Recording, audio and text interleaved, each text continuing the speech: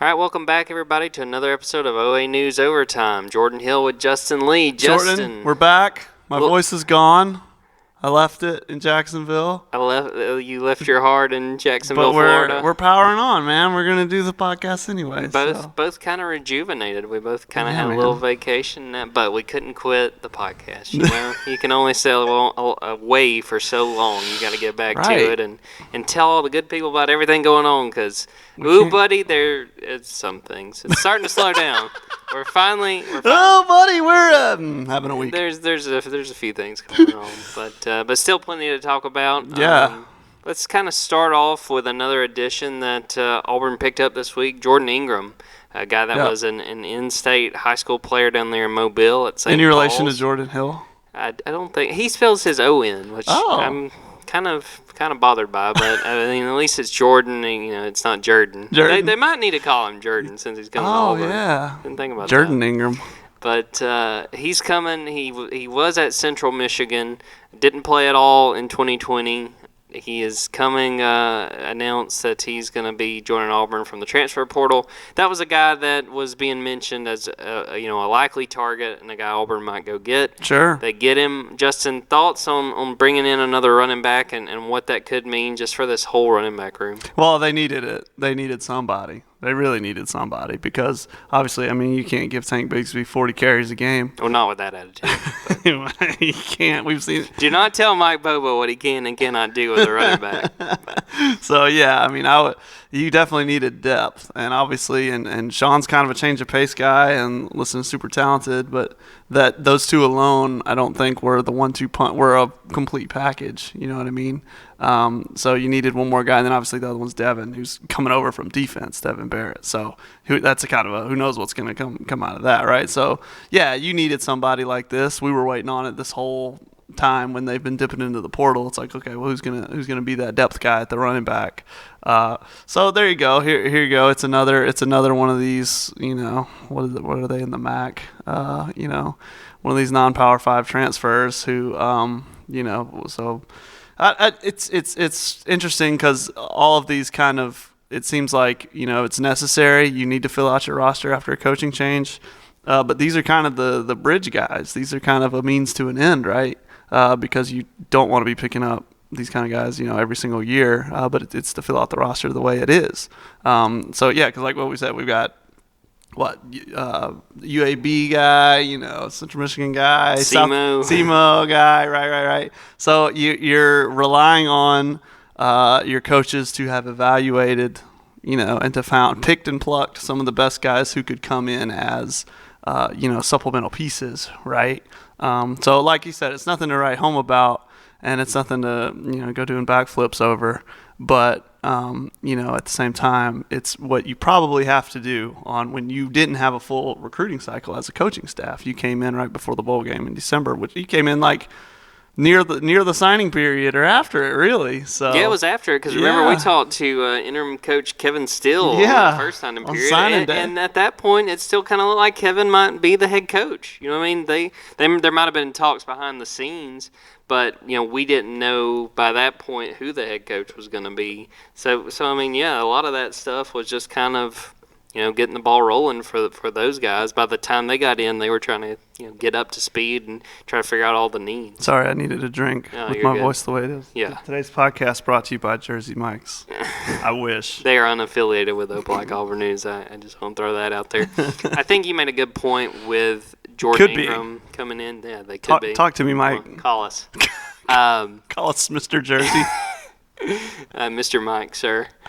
The thing with Jordan Ingram coming in and with some of these other pickups. Sure. I think you got to keep in mind because I saw some of this on social media like this week. You saw Georgia picked up Eric Gilbert. Right. And is it Deion Kendrick from Sure. Clemson? Yeah. 2 like 4 or 5 star guys through the portal, and then you kind of compare that to what Auburn's been getting. That ain't the MAC, brother. Yeah. These guys weren't playing action on Tuesday night, but right. The thing is, you got to look at your roster. And you got to just replenish what you can get. Now, obviously, if you can get a guy like that in the portal that could come in and start right away, then that's the ideal situation. Sure. But at the same time, you got to fill out your roster, and Auburn had a lot of spaces that needed to be filled out. And I think other than probably wide receiver, running back was still one of the biggest needs looking at the portal. Right. I think getting Ingram, who I want to throw out there, I was looking back when he played at St. Paul's, they played Opelika, and he had 2 rushing touchdowns in the playoffs. Hey, man. 43-yard rushing touchdown. Those Bulldogs, that defense isn't bad. Hey, man. Right here in the area. But, hey. Not his first time through. I do want to say Opelika won that game. Yeah, so just the Bulldogs are tough, baby. Yeah. They've been to the 3rd round 5 straight years or something like that. Something like that. Eric Speakman's got them going. Rolling. But with Jordan Ingram, you got to have those guys because we know how much wear and tear these running backs have in the SEC. I mean, depth, I think of any of the positions, obviously you got to have depth anywhere, but running back, because once you get down, if you lose your top 2 starters, you have to have bodies, and when that's a weakness and you're looking to move guys just to play running back because you don't have the depth, I mean, that would have been a real issue. You're not expecting – no one expects, Jordan to come in here and be taking a lot of carries, but you need him as an option if it's an issue. And obviously they're going to have Jarquez Hunter that's going to be coming in, but he's going to be a true freshman. Right. You can't expect a whole lot from, very rarely do you see a guy like Tank Bigsby. Tank is an exception to the rule. Right, absolutely. But yeah, like I said, man, it's the SEC, and you're playing running back, you're going to get bumps and bruises. Like, that's going to happen. That's life. So, you definitely need someone to take some of those carries off of guys like Tank and Worm and spread it out a little bit. You had to find a person like this. So now you're just hoping that they found the right guy. And I think you couldn't feel content, even with a guy like Devin Barrett being moved, because that's going to be a transition in and of itself. I mean, that's not like I think it's for sure. Yeah, like that. Yeah. And I think it doesn't happen overnight. And I think it's always smart, like, we've talked before about, like, the NCAA video games and stuff like that. It's like, it's not as easy as just, like, you change his position and boom, he's set to go. It's a little bit, there's a little bit more to that than that. Right. And then again, you don't want to rely on a true freshman. So at least I got another body in there. Right. Kind of going from Ingram coming in, you got a guy that's leaving in Prince Michael Sammons, who decided, he's going to enter the transfer portal. I got to say, this was a guy we were kind of surprised was still at Auburn. When the spring started, they kind of dropped on us, here are the super seniors who decided to come back, and Prince is one of them. Sure. Only played in 2 games during the time he was at Auburn. Right. Again, he's a senior, so he's going to go somewhere else, and I assume try to be able to play somewhere. But sure. I want to see your take on it, Justin. I don't think it's a real big concern. Obviously, he was basically there for depth. I mean, he was the 3rd-string tackle on both sides during the spring, but still a loss when you're looking at the offensive line. I mean, I think he's an example somewhat like Handy and Hardy of someone who stayed for the spring, said, hey, there's a new coaching staff. Let me try to work my way up. Let me try this fresh start out, see what happens. And then, didn't like where he was sitting, so is going to go try it somewhere else. So, yeah, I mean, I think that's just an example of that. And that's why I stuck with the spring, was probably because there's a new coaching staff. So hey, there's opportunity. But then get to the end of spring, don't like where you're sitting, go try it out somewhere else. So. And I think that if you're a player in that situation with the transfer portal, I think that's the perfect situation. You can come in and say, look, right. Whole new clean slate. Maybe I can go out here and show something that, he obviously wasn't a starter before with Gus Malzahn and those guys. Right. He went through the spring. He didn't have a chance to start or didn't kind of separate himself from those guys. And then you say, okay, well, I stayed through the spring and we'll go try to play somewhere else. So I don't think it's a huge concern as far as offensive line. They still got several options at tackle, and then they're going to have a true freshman, Colby Smith, coming in. I think he's like 6'7". He's a big old guy, so he'll at least give them some depth right away. And who knows, they may decide to try to add somebody through the portal. Right. With what's left, there's still some roster spots. I don't know how many specifically, but are there positions or things you would like to see maybe them shore up through the transfer portal as we go in through the rest of the summer? Man, I was just keyed in on that running back position, because they had to find somebody. Like, come on, man, you can't go into the season. I was just looking at that, but I mean, you could pick up a receiver, I suppose. You could do that. I don't know. I wonder what they're thinking. I wonder what they think about, like, if here's the difference between the transfers is, like, there's a whole world of, are they young or are they older, right? Like, it's a whole different thing of trying to bring someone who's experienced and can play now versus someone who's a freshman who just signed somewhere, has a COVID year, and can pretty much come in as a new freshman, right? In that case, you could find yourself a linebacker or something like that, right? Someone who's going to be next in line. Like Finley's coming in as a COVID freshman, I think, as far as I know. So you could find somebody like that, and that's just like recruiting, man. That's just like finding new kids. So, but yeah, I don't know. What do you think? I don't think there's a pressing, like, I think running back was the big pressing need for me. I agree, and the one position you really hit on there is, I think, the only, like, what you would even maybe consider pressing is wide receiver. And I've heard rumors about, I think it's Tolbert from South Alabama. It's a guy they may be looking at. I think there's a guy that just entered the portal from Troy, and obviously Cornelius Williams, the new receivers coach, would have a connection with him. So I could see them maybe adding someone else there.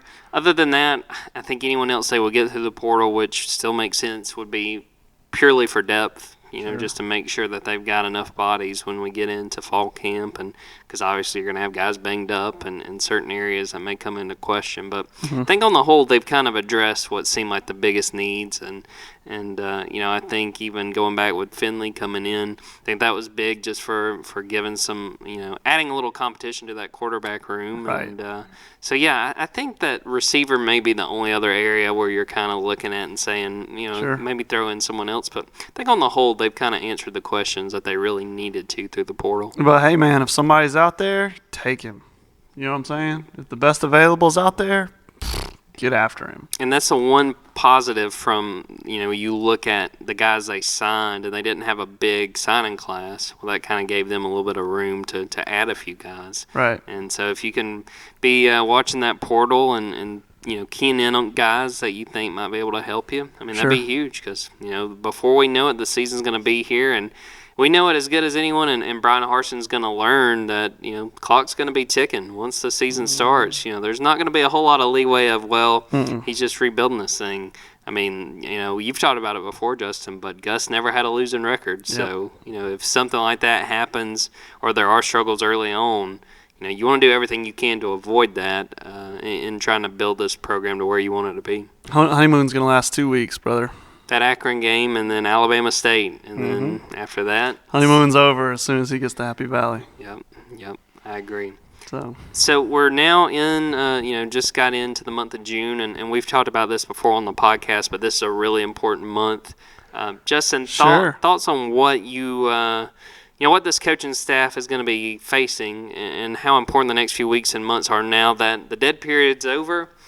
They can have face-to-face contact with recruits again, and are going to be out there on the recruiting trail trying to bring in guys as part of the 2022 recruiting class. Isn't it just crazy that it's the first, in-person recruiting in 15 months? It's just crazy. I mean, you think specifically with a coaching change. Right. Just think about that. Like, if you were I think of a local guy that we've talked about before, Jarrell Stinson. Sure. He committed to that former coaching staff with Gus and all those guys. Right. And, I'm sure that they've had phone calls and things like that, FaceTimes, but there's got to be a part of you that's sort of like, right. What exactly Who are these people? Yeah, exactly. Well, now, guys like Jarrell and some of those other guys that have been on Auburn's radar can get a chance to kind of see that up close. Yeah. Man, it's crazy. And I think it's interesting how important. So, I think, and this was at Ambush that you were at, both Brian and Bruce talked about this in a way that, some people, everyone else is, a lot of people, all the coaches are antsy to get out on the road. It's like, all right, we got to go hit these high schools. We're going to go see these kids. We're going to get going. And they're like, hey, man, we're trying to show off Auburn. We want them to come here. That's what we're excited about. We're excited about getting them here. Obviously, they're going to go on the road. They're going to put in the miles. They're going to do all that. But they're most excited because, at Auburn, that's the pitch. It always has been and always will be. It's that, hey, this campus is nice. This feels like home. This is going to feel like your high school. You're going to really like it. Come check it out. Come see what you're going to see. You know what I mean? It's a little bit different than, I don't know. I remember the bowl game with Minnesota where they're Minnesota's near Minneapolis, right? It's like the how different those two campuses are and how different those recruiting pitches are, right? So for Auburn, the in-person is that's a really big deal for trying to get kids on campus to see campus and to, because everybody comes through, like a guy like Derek Brown, you know what I mean, who's a huge prospect. He could have tried to go to NFL junior, but he wanted to go to high school 2.0. He wanted to go, feel like he's at home again. So yeah, that's the pitch. You hear that other places too, like North Carolina. North Carolina has that versus Duke, right? They're the family atmosphere one. So for schools like Auburn, like that, that's a really big deal. Is just getting people to campus to check it out and see if they fall in love with it.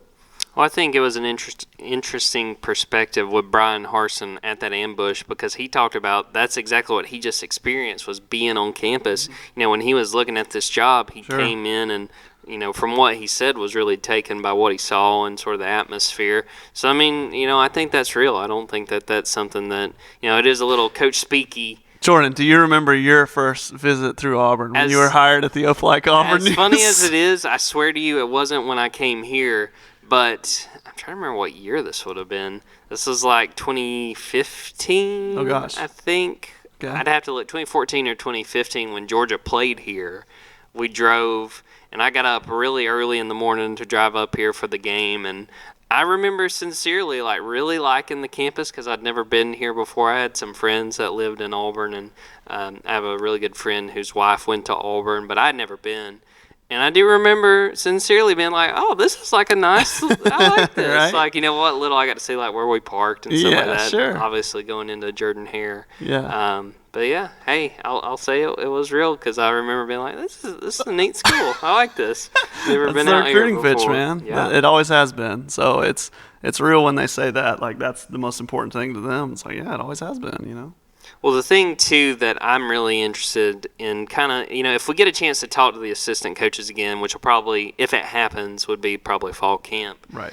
But I'd like to hear the perspective over the next month of a guy like Jeff Schmedding, of a guy like Burt Watts, of a guy, I'm trying to think of some of those other guys that have not coached in this area, Southeast, really, Alabama, how they've kind of been able to build those relationships, because that's something that, obviously is going to matter. And you got guys on the staff like Cornelius Williams, like we talked about, Mike Bobo, Will Friend, Derek Mason, too, that have recruited this area.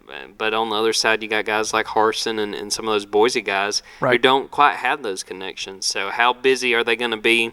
I'd be really intrigued to the point you made. You maybe see some of those guys really stress the getting out there and going to the schools because they need to build those connections. Sure. Where on the other side, you got guys like Will Friend and Mike Bobo who probably have a Rolodex, if anybody remembers what a Rolodex is. Cadillac. But just going through because they've been here and done that and got the T-shirt because they've been coaching in the Southeastern Conference for as long as they have. You might have the home party and the travel party. That might be the divide, Yeah, and I would stick Cadillac here with everyone who visits probably, but who knows what they're doing. And that makes sense, and obviously Zach Etheridge too, which I did see kind of talking about Gerald Stinson again. He was talking about, because that would be his position coach if he winds up coming to Auburn. Right. How much of a good time he had with Zach, which, when we talked to Zach this spring, that's something he talked about, was he can tell, he was part of a national championship. He can tell you all the good things about what you can experience if you come to Auburn. So to your point, I think you put him and Cadillac at the front when these guys are coming in and they can say, look,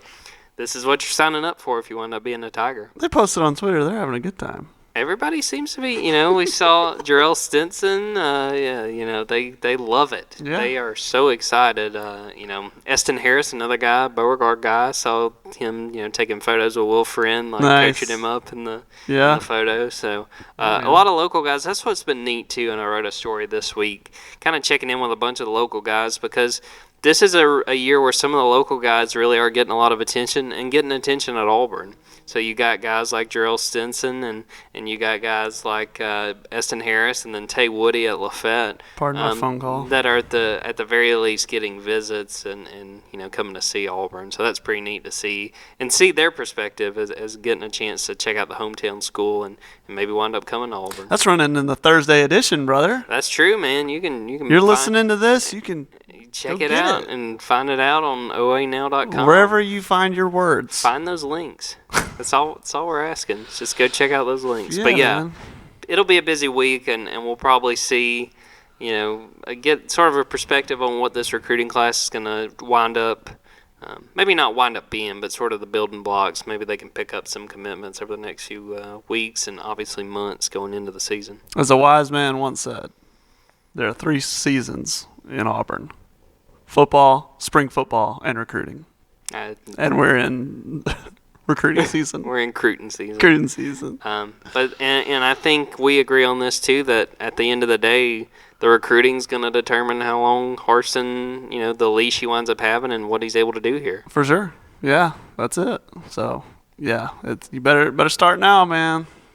Hit the pavement, man. So, but they're doing it. That's what they're doing. No doubt, and it'll be fun to kind of keep an eye on that and see what it kind of amounts to as far as what sort of recruits they're able to pull in and sort of if they're able to pick up some more commitments. And what they're able to build going down the road, a lot of this would be, going down the road, 2022, 2023 kids.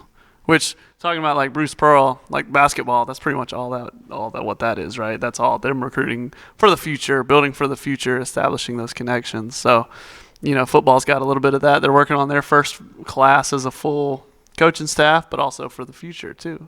It's important. And I thought one thing I'll throw out there on Bruce Pearl, and then we can kind of move on. Sure. I thought it was really interesting at the ambush that we talked to Bruce, and he pointed out how you kind of have to balance now with the portal, that you want to develop guys, you want to get high school guys and come in and develop them, but you also want to add through the portal because it is a mix because, say you get a guy that's going to be a guard and then you go and pull somebody from the portal, which we just saw that with Trey Alexander.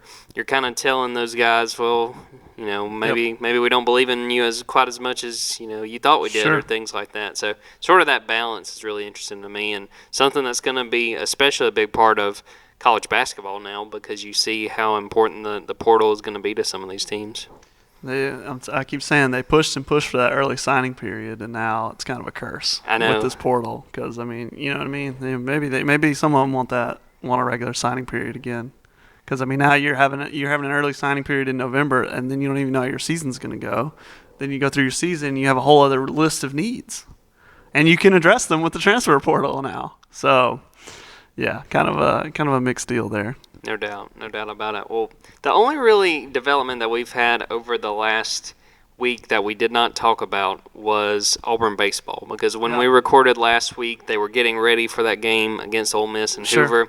Wound up losing the game. I believe it was 7-4. Something like that. So another game where Auburn was sort of in it, and then I think there was like a 2-run home run late that kind of helped Ole Miss wrap that up. Right. Ended Auburn's season. They end the season 25-27. It was the first losing season for Butch Thompson since his very first here at Auburn. Mm-hmm. I think the biggest takeaway is just this offseason they have got to figure out their pitching situation.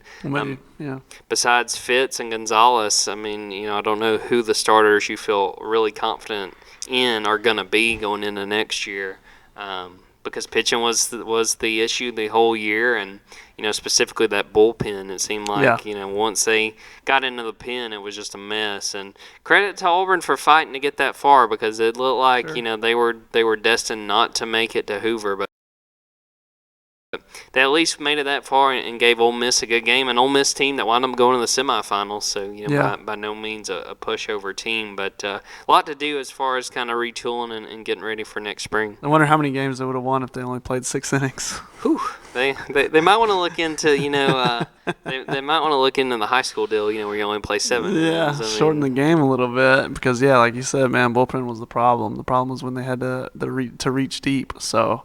And obviously, so this was Tim Hudson was hired shortly before the year that was cut short of COVID, right? I'm pretty sure he was hired in January of 2020. Correct. So saw 12 games or whatever before that got canceled. So this was his first full season.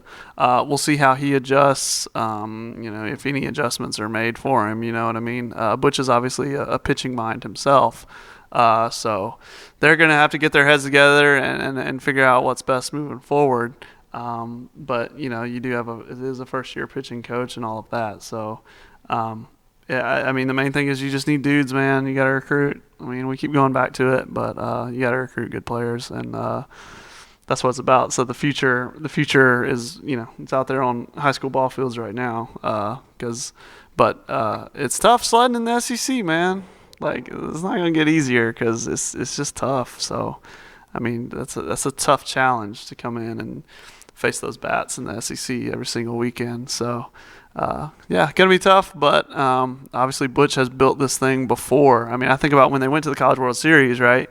They were on a 4-year run there where it was like, okay, like you said, so you said his first season losing record, right? Mm-hmm. But it went in such a way that it was like, okay, made regionals, okay, made super regionals, okay, made College World Series, right? Like they built that trajectory. So now I don't want to say you're starting all over or anything like that, but now you have to build back up again, and get going back in that direction. Try to get yourself to a super regional next year, probably. So yeah, that's that's what it's about, man. It's about recruiting and getting the plan together, seeing what was missing this year and in that bullpen and trying to fix it and doing that with transfers, high school studs, whatever you can do to put a Band-Aid on that, because the rest of the team, the rest of the bats hit pretty well. The rest of the thing, everything else seemed okay to me. So maybe some inconsistencies here and there, but yeah, I mean that's where it starts right there. Is Butch and Tim putting their head together. Yeah, I'm really intrigued to see what kind of roster overhaul we wind up seeing, whether that's maybe some of those seniors that would have that extra year because of COVID, if they decide to come back, if there are any additional transfers, things like that, and what this roster looks like going into next spring. If Butch and Mickey Dean could trade some pitchers for some bats, I bet they'd go for it. I think it'd be fun to watch. It'd make for some good stories on OANow.com, I tell you that. I bet the softball team could have used the bat like Stephen Williams, and baseball team could have used a Shelby. So we'll just have to think about what might have been.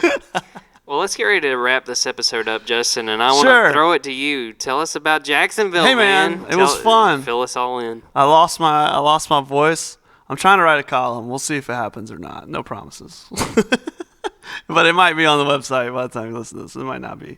But just about how much fun it was to be in a crowd again, man. Like, it was a lot of fun, man. Because it was in Jacksonville. It's called Daly's Place. It's right next to the Jaguar Stadium. It's like an amphitheater situation, about 5,000 fans. But 5,000 strong. They packed it out. It was full attendance, and it was fun, man. It was a lot of fun. I got to cheer and chant and clap and boo. And for me, man, I think about sports all day because sports is my job, and I'm writing about sports and reading about sports. And so even when I watch like the NBA playoffs, like last night, it feels like my job. It feels like sports. So pro wrestling is my outlet, man. Pro wrestling, it's fake sports. So it feels like it's very freeing. It's very much not like work. So got to go there and cheer and clap and boo, and it was a fun time. I got to see Sting, like I said, and I got to see my favorite wrestler, Dr. Britt Baker, DMD. She won the championship, so that was fun. Who did the better acting job, Charlie Strong or Urban Meyer? I think they both did. Well, Charlie was zipping the ball. That's what really, they pointed that out to me. I was like, man, he's like firing that thing. Urban gets points off because Urban broke character on Twitter, which you can't break kayfabe, Urban. Come on, Urban, get it together, man. He's on here showing a picture of them all smiling. That's kids, look away. That's not a real picture. That was doctored. They hate each other. They're actually fighting. They had a Jacksonville intern Photoshop that. That's just that's not real. Don't worry about that. Yeah, and so they did that match. So you saw that match where they're like fighting through the offices. Yeah. They did all of that, right? And we were in the back row of the lower level of the amphitheater. Justin bought those tickets because that's how I like to do it. Because I like to sit in the very back so you can stand and no one's behind you. I do want to point out that that's Justin Ferguson. He did not just reference himself in the third person. I mean, yeah. Justin got these tickets. Fergie bought them that way, and it's like on the aisle so we can go pee and stuff. Anyway, but then at the end they're fighting back, and I go to try to go to the bathroom. They're like, no, you can't go. I'm like, what do you mean I can't go? They're like, because they're fighting through the arena, and a lot of that stuff was pre-taped. Like Urban wasn't there; that was pre-taped. But but like Jericho is in the same clothes back there, waiting for the sequence to come out. And we turn around, and Jericho's literally riding an escalator down right behind us. I don't know if you saw it on Instagram. Yeah. Justin had it. Yeah. So that was fun. Yeah, we got to see that all up close. It was a great show too. It was a great show. That, I mean, I could tell from what you guys posted that it looked like a lot of fun. We went to the beach for a few days, went to Panama City. That was just nice. Jordan had to get out of here. I just had to just chill out. That Auburn High baseball series was done, and it's like, bro. Could finally breathe. Yeah, them man. Tigers, man. They won it. And then went to the beach for a few days and did pretty much nothing. Went and played golf. That's awesome. Went and played golf. Definitely went triple digits. It was not pretty. Was it windy? It wasn't that windy. By the beach, no? It wasn't that windy. It was fun, and but I got my money's worth in the amount of swings I took. So that's all I ever looked to do. So we did a Top-Golf in Jacksonville. That's the first time I've ever been. What'd you think? It was fun. We went when we went to Orlando for the what is that? Whatever bowl. The Citrus Bowl. Yeah. The Verbo Bowl. That's what I was looking for, Verbo. But yeah, what'd you think of Top-Golf? Dude, I was just scared at the beginning that I was, because I'm not a golfer, I was scared I was going to fling that club out there, dude. Because we were on like the third row. We were as high as we could get. Yeah. So I'm just death gripping my club. But then by the end of it, I relaxed and I was actually hitting the ball. So it's fun. I've only been that one time we went in Orlando, but I really enjoyed it. And I'm not good at golf, but I like playing, and it'd be fun. I guess what's the nearest one? Birmingham? Yeah, there's one in Birmingham. Top-Golf, so. Now in Wetumpka, let me tell you. Oh. You ever going through Wetumpka? We got a fake Top-Golf. There was a driving range called Cypress Farms, I think, and a bar bought it, and they put a trailer on it. So we just call it a trailer bar. I think it's called Range 231. We call it trailer bar. They put a trailer on it, saying it's a redneck Top-Golf because there's a driving range behind it, and they have clubs out there for you to go hit. I mean, you know.